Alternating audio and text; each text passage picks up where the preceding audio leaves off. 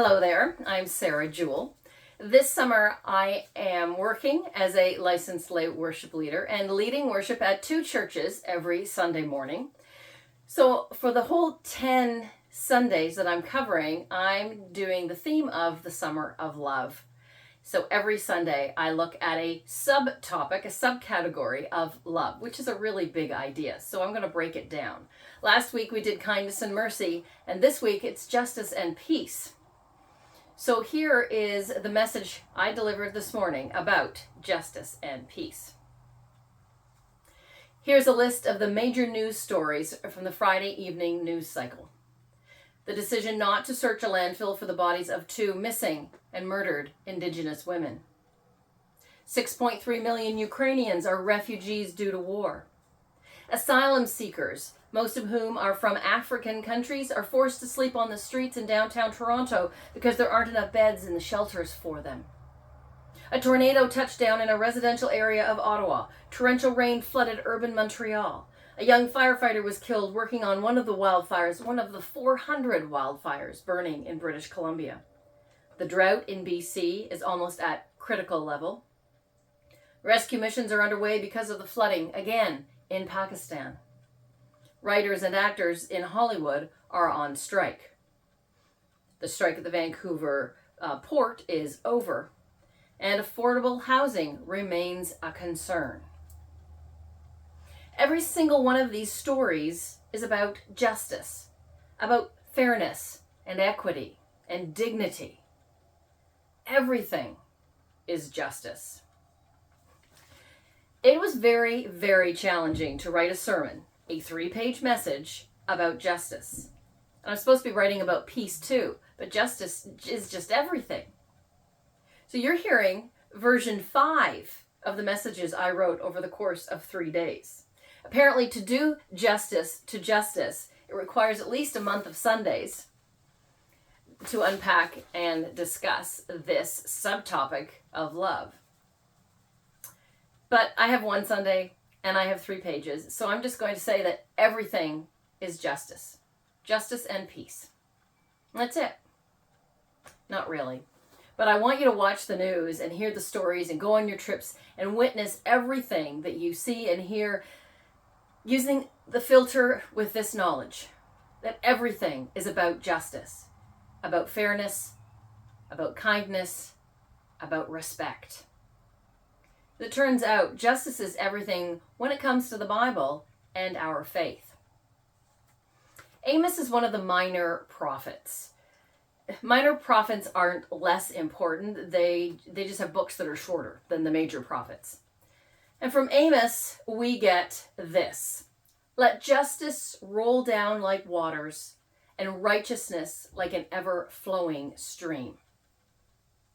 So right at the beginning, because apparently Amos is older than even Isaiah. And we dive into the book of Isaiah a lot. But Amos came first. And Amos said, let justice roll down like waters. Kind of the first way to answer, what does the Lord require of you? Our scripture from last week. And the more familiar answer to that question from Micah, also a minor prophet, which we also heard last week. We are required to do justice, to love kindness, and to walk humbly with God. So fast forward about 700 years from that, from Amos, to when Jesus stood in his home synagogue in Nazareth, where his faith was formed, and quoted Isaiah, one of the major prophets. And he said, the Spirit of the Lord is upon me, because he has anointed me to bring good news to the poor. He has sent me to proclaim release to the captive and recovery of sight to the blind, to let the oppressed go free. He is drawing a line very clearly in the sand. He's not here for everyone. He's here for some very specific people. This was also Jesus' way of announcing publicly, this is the work I've come to do. By quoting Isaiah, Jesus took on the work of that prophet. He continued the work of all the prophets, his ancestors, and all of God's people. The work he was called to do, which means it's the work that we are called to do. The work of justice, because justice is everything. Justice is love. I mean, it's as simple as saying, be kind to everyone. Even that intention is taking on the work of Jesus, continuing the work that he started and calls us to continue. You see how that happens? See how we are called to continue the work. See how we are called to do justice, love, kindness, and mercy, and walk with humility. We are called to love one another, our neighbors and our enemies and strangers. We are called to take care of each other, especially the least among us, particularly refugees and asylum seekers. To take the first small steps in doing justice. Just as much an action word as love is. Do justice. So from Jesus, we're going to fast forward a couple of thousand years to 1967, when Dr. Martin Luther King Jr. spoke at a protest against the Vietnam War. In his speech, he said, "There can be no justice without peace. There can be no peace without justice."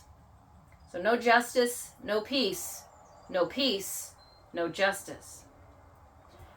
So that means until there is fairness and inclusion and dignity for everyone, there can be no peace.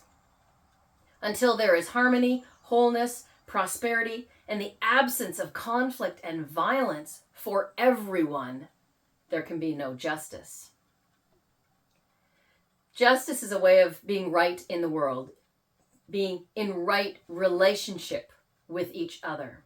When we are right in the world and right with each other, there is no imbalance of power. That's the humility part of what does the Lord require of you. That's the humility. There is respect and trust. Each person or groups of persons are able to make their own decisions without fear of retribution or retaliation, or even being mocked and scorned for what they're saying and doing. Right relationships are based on honesty and open communication and shared decision making. Dare I say, the common good? Doing the greatest good for the greatest number? All that means peace. That's what peace looks like. Even if we don't agree, we interact peacefully, respectfully. We resolve differences without resorting to violence, verbal or physical. Justice and peace are part of love. Michael Eric Dyson is a Black American pastor and professor and author, and he says, "Justice is what love sounds like when it speaks in public." You will recognize that as my Sunday quote. Justice is what love sounds like when it speaks in public. So, when love stands up on a hill and starts to talk to the people gathered around, the words that are spoken are words about justice, words about fairness and inclusion and mercy and peace. When Jesus spoke in public for the first time, not at his synagogue in Nazareth, but on a hillside overlooking the Sea of Galilee, when he gave his first public sermon, everything he spoke about was justice. And this is what love sounds like when it speaks in public. Blessed are the poor in spirit, meaning those who despair and are hopeless. Blessed are those who mourn. Blessed are the meek and the humble. Blessed are those who hunger and thirst for righteousness, for justice. Blessed are the merciful. Blessed are the pure in heart, those who are sincere and genuine. Blessed are the peacemakers. Blessed are those who are persecuted because of righteousness, because they call for justice. And blessed are you when people insult you, persecute you, falsely say all kinds of bad things against you because of me. Me being Jesus. Because they're following his way of love. Funny how he knew. You speak love in public, it's going to sound like fairness and equity and inclusion and taking care of those who are vulnerable, those who need support, those who, for whatever reason, it is not for us to judge, need our help, need help from those who have more than enough. He knew how unpopular That kind of talk, a talk about justice and fairness, would be with those who had money, power, and influence. Because when you have those three things, you want to hold on to them. The social implications of Jesus' words, of his ministry, of his commandments to love, mean that what was about to happen, what could happen, what he was calling for, was an overturning and then a renovating of the society that those with money, power, and influence had built, or at least had benefited from. They stood to lose everything in Jesus' new community. And like Jesus, we need to do what is right, what is true, what we're called to do. In a long line of people who are called to let justice roll down like the waters, no matter the cost, no matter the sacrifice, no matter the embarrassment or the mockery.